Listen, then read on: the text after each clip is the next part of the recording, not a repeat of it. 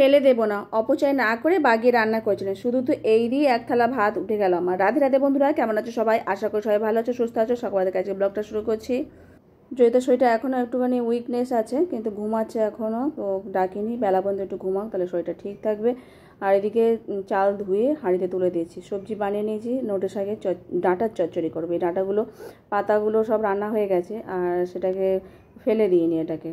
তো ডাল ভিজিয়ে রেখেছিলাম, সেটা দিয়ে পকোড়া করব। অল্প অল্প করে একটু আনাজ ছিল, আলু, ঝিঙে, পটল, লাউ ছিল, তো যা যা ছিল সেই দিয়ে চচ্চড়িটা করবো।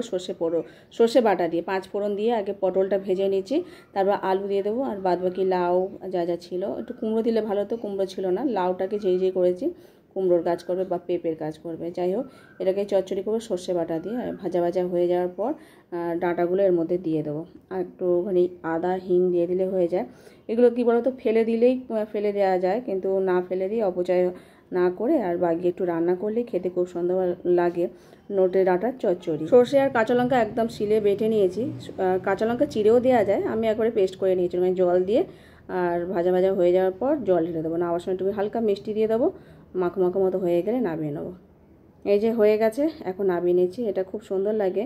এমনিতে নোটের মানে মোটা মোটা যে ডাঁটাগুলো হয়, সেগুলো চচ্চড়ি খেতেও খুব ভালো লাগে এই গরমকালে। তবুও 3-4 দিন হয়ে গেছে ডাঁটাগুলোকে ফেলে দিইনি। শাকটাকে রান্না করেছি অনেক দিন আগেই, তো সেটাকে এখন রান্না করে নিলাম, খুব সুন্দর লাগে। আর এদিকে কাঁচকলা, আলু আর ঢেঁড়সে একটু রসা করে নিয়েছি বড়া দিয়ে। বড়া একটু রেখে দিয়েছি, বড় বড় সাইজ কয়েকটা বড়া করেছি, সেটাকে রসা করে নিয়েছি। একটু কড়াইশুঁটি দিয়েছিলাম, ঢেঁড়স বেশি ছিল না, আনাজপাতা তেমন ছিল না, ওই দিয়ে রান্না করেছি। আর এদিকে পকোড়া শসা দিয়ে ভগবানকে ঘি দিয়ে ভোগ নিবেদন করেছিলাম। এই যে এখন প্রসাদ নিয়ে যাই। আমার তো খুব ভালো লাগে নোটে শাকের ডাঁটার চচ্চড়ি। আমি কিন্তু আজকে আর রসাটা খাইনি, বড়া যে রসাটা, তো এইটা দিয়ে আমার এক থালা খাওয়া হয়ে গেছে, এত সুস্বাদু হয়েছে।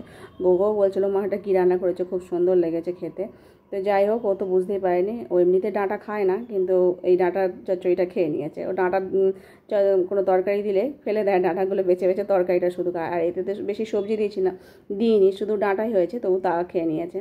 যাই হোক, প্রভুজি কাজে চলে গেছে, ছেলেমেয়েরা সবাই ঘরে আছে। জয়িতার শরীরটা বললাম ভালো নেই, তো একটুখানি ঘুমাচ্ছিল, তো এখন ঘরের কাজকর্ম সেরে নিচ্ছি। আসলে জ্বর হলেই একটু কড়া পাহাড়ের ট্যাবলেট খেলেই শরীরকে উইক করে দেয়, কিন্তু খেতে কিছুই চাইছে না, মুখে তেমন ভালো লাগছে না। তো একটুখানি ভাত মাখিয়ে তো খেতে বললাম, ওই একটুখানি খেয়েছে, বেশি নয়। এটা হলো সন্ধেবেলা মানে এখনও বিকেল আছে, মানে আলো ফুটেই আছে। তো এখন এই যে একটুখানি বেরিয়েছে, মাথায় হাজরাতে দিচ্ছে না, বলছে মাথা খুব ব্যথা, তো চুল ফুল সব জট হয়ে আছে। আর ওই একটুখানি খেতে দিয়েছিলাম, খাচ্ছিল। আমি আর প্রভুজি একটুখানি বাজার করে নিয়েছি, ব্যাগ ভর্তি করে বাজার করেছি। আর গৌকে বলেছিলাম সন্ধ্যা আরতি করে নিতে। এই যে এত কিছু বাজার করেছি, তো এগুলো সব ঢেলেছি, ঢোকাবো পরে, এখন রান্না করে নিই। আর এটা বড় দানা মটর ডাল, একটু লবণ দিয়ে সেদ্ধ বসাচ্ছি। পুরো ছোলার ডাল যেমনভাবে রান্না হয় সেরকমভাবেই রান্না করব, তো খুব ভালোই লাগে, বোঝা যাবে না ওটা ছোলার ডাল কি মটর ডাল। আর একটু আটা মেখে নিচ্ছি, রুটি কটা করে নেবো, সাথে একটুখানি আলু ভাজা আর দুধটা জাল দেবো। তো এই রাতের প্রসাদ। আলু অল্প করেই ভাজি, যেহেতু সকালে তরকারি একটু আছে শুধু ভগবানের জন্য। তো ডালটা করে নিলাম, নামাবার সময় একটুখানি গরম মশলা গুঁড়ো দিয়ে দিলাম। পুরো ছোলার ডাল যেমন হয় সেরকমভাবেই করলাম।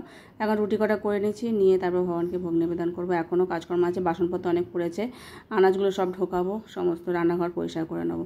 তো চলো, এই আজকে রাতের প্রসাদ আমরা এটাই ভাবো। আর আজকের মতো ভিডিও এখানে শেষ করছি, দেখা হবে পরে একটা নতুন ভিডিওতে। আর সকলে ভালো থেকো, সুস্থ থেকো। হরে কৃষ্ণ।